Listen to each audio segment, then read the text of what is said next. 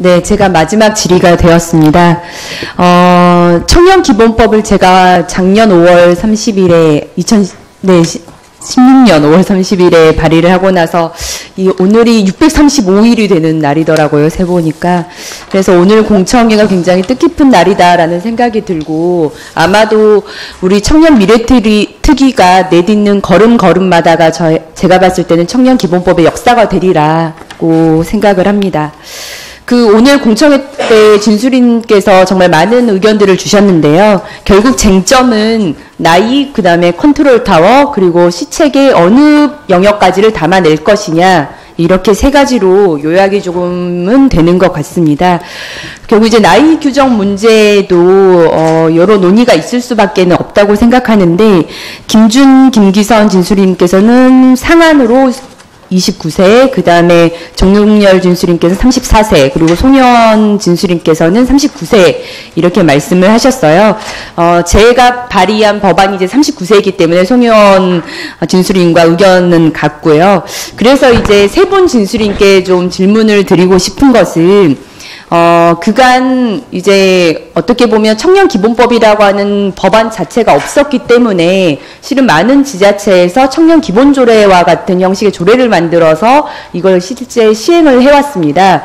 그래서 이제 지금 다시금 등장하는 것이 그런 조례에 따른 모법의 필요성이라는 거죠. 그래서 지자체들이 이미 시행하고 있는 것들이 있는데 상위 모법이 없기 때문에 그 모법으로서의 청년기본법 제정이 필요하다라고 본다면 지자체가 이미 하고 있는 그 하위 조례들을 포괄하는 모법의 측면에서 그걸 담아내는 포괄 입법으로서 청년 나이를 39세까지 상한을 두는 것이 저는 보다 적절하지 않겠냐라는 생각을 좀 가지고 있었습니다.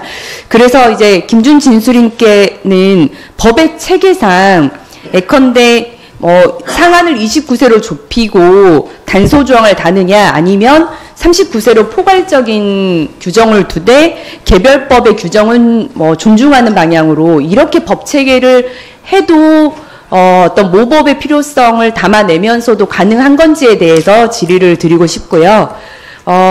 두 분 이제 김기현 진수님과 정동영 진수님께는 이런 모법 필요성의 취지 차원에서 39세로 확대하는 것에 대한 의견을 좀 말씀해 주시면 좋을 것 같습니다.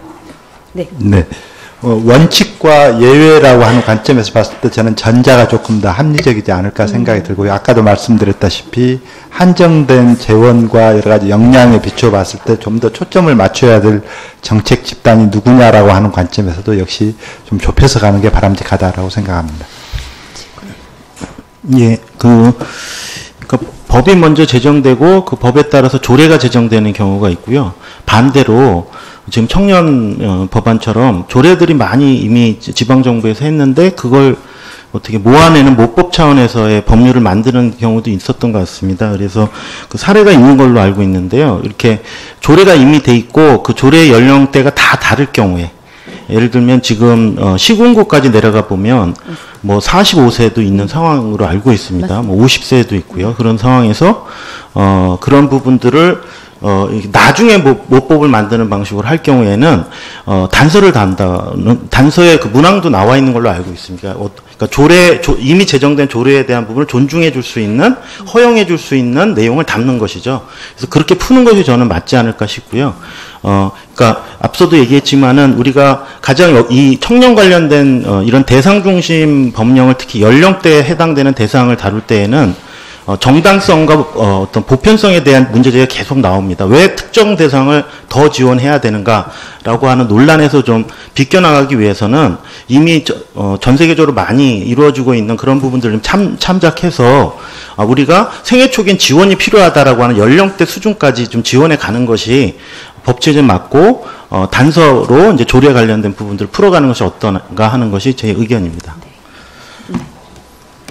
네, 저도 김기현 박사님 의견에 좀 동의하는 바이고요. 저도 34세라고 지정을 한 이유가 청년으로서의 가장 큰 역할이자 삶에서의 그 포션이 노동시장으로 학교를 나와서 노동시장으로 전이가 되고 노동시장으로 전이된 이후에 안정적으로 성년으로서의 정착이 이루어지는 단계까지라고 생각을 했었고 그 과정에서 봤을 때 중심적으로 34세까지라고 생각을 했던 것이고요. 그 이후에 35세부터 39세까지를 확대를 해서 이것을 할 경우에는 그 이후에 대상에 대해서 34세 이후의 대상에 대해서는 다른 뭐 지자체라든지 아니면 다른 법령이라든지 다른 정책에 따라서 단서 조항으로 들어가는 것이 더 적합하고 더 청년이라는 거에 포커스를 맞출 수 있지 않을까라는 생각으로 저는 34세로 말씀드린 것입니다. 네.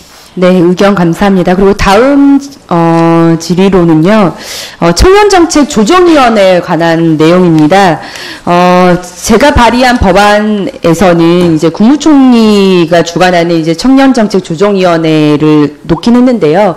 이걸 이제 법안을 발의하고 나서 꽤 오랜 시간 여러 내용들을 검토하면서 이제 살펴봤던 것은 저도 조금 더 실질적인 기구가 필요하다. 예컨대 기재부가 담당하는 국무총리실이 담당하든 컨트롤 타워 기능은 누가 확실히 담당을 하게 되면 이제 부처 간 정부 정책들을 이제 조율하는 역할을 하고 예산을 마련하는 역할을 하겠지만 실제 그 정책을 짜고 실행에 옮기고 그 다음에 실태조사랄지 이런 것들에 대한 기능적 역할을 또 수행하고 또 정책에 대한 심의와 실질적인 조정을 하기 위한 기능은 제가 봤을 때는 조금 더 이제는 좀 더 깊이 있게 봐야 되지 않느냐 그런 측면에서 저도 그냥 국무총리실 산하에 뭔가 위원회적인 조정위원회를 두기보다는 심의 조정을 확실히 그 권한을 명확히 하는 기구를 둘 필요성에 대해서 공감이 됐습니다. 그래서 이 부분에 대한 제안은 이제 종동열 진수리님께서 그간 이제 이전 정부 때 있었던 청년위원회는 실은 심의 조정 기능은 없었던 그냥 자문위원회 성격의 기구였기 때문에 역할은 있었지만 한계가 명확했다. 그렇기 때문에 심의 조정 기구의 역할이 필요하다. 저는 이제 그 의견에 좀 더 많이 동감이 돼서 만약 청년 기본법안의 심의 논의를 이제 심의조정기구로서의 확대 저는 편성이 좀 더 필요하다라는 좀 생각입니다. 그래서 뭐 그간 뭐 송혜원 진수님께서도 아마 지난 정부 때 청년위원회의 기능과 아마 한계에 대해서는 많이 인식하셨을 거라고 생각을 해요. 그리고 지금 있는 일자리위원회가 청년 분야의 문제를 포괄하지 못하는 한계에 대해서도 아마 다 알고 계실 거라고 생각을 합니다. 그래서 이번 청년기본법안 안에 이 청년정책조정위원회가 실질적인 심의조정기구로서의 역할을 하기 위한 기구로서 확대되는 것에 대해서 의견이 어떠신지 송혜원 진수리님, 김겨원 진수리님, 김준 진수리님 세 분 모두 좀 답변을 해주시면 좋겠습니다. 제가 그 청년정책의 주요 심의조정기구 같은 경우에는 사실은 저 연석회에서 제출드린 기본안에는 청년정책위원회라는 이름으로 이제 명시되어 있긴 한데요. 주요 구성 자체가 이제 국무총리와 그리고 당사자들 그리고 청년 단체들 뭐 이런 사람으로 이제 조정해 놨습니다. 그리고 그런 견제에서 놓고 봤을 때 심의조정기구의 의원님 말씀하신 대로 내용을 좀 포괄하는 건 중요하다고 생각하고요. 그리고 청년 당사자의 참여라고 하는 것이 사실 어느 정도로 이제 정책 과정에 반영될 거냐 이런 문제는 늘 과제인 것 같습니다. 그래서 근데 이제 저도 이것도 사실 한 번에 해결하려고 하기보다는 좀 차근차근 쌓아가는 게 되게 중요하다고 생각하거든요. 그러니까 일단 청년들 입장에서는 청년정책이나 의견을 말할 통로 자체가 없는 거기 때문에 그걸 광범위하게 수렴하는 것을 기본으로 시작해서 의견 수렴 창구를 만들어 가는 것부터 차근차근 쌓아가면 되지 않을까 싶고 사실 청년정책은 부처 간 심의조정이 되게 중요하기 때문에 그런 논의를 좀 심도 깊게 할 수 있는 방식으로 추진체계가 만들어졌으면 좋겠습니다. 예. 저 위원님 말씀하신 대로 이제 실질적인 심의가 이루어지고 조정이 이루어질 수 있도록 하기 위해서는 앞서도 말씀드렸지만 이제 추진단이라든지 사무단 같은 것들이 기본적으로 필요하다는 말씀 좀 드리고요.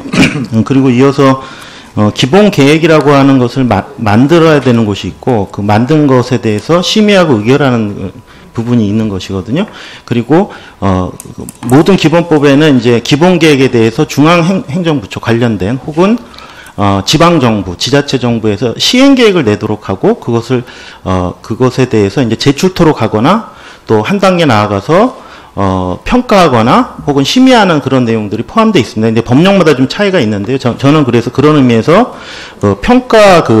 평가라고 하는 굉장히 중요하고 그를 통한 피드백이 지방정부가 이어져야만 이게 정책의 체계화가 가능하다라고 보여집니다. 그래서 제안하신 그 평가 심의 조정 기구에 대한 내용이 포함된 법령도 있고 그렇지 않은 법령도 있는데 반드시 그 부분이 포함될 필요가 있다라고 말씀드리고 싶습니다. 예. 저도 같은 의견입니다. 네, 답변 감사합니다. 자, 신보라 의원님 수고 많으셨고요.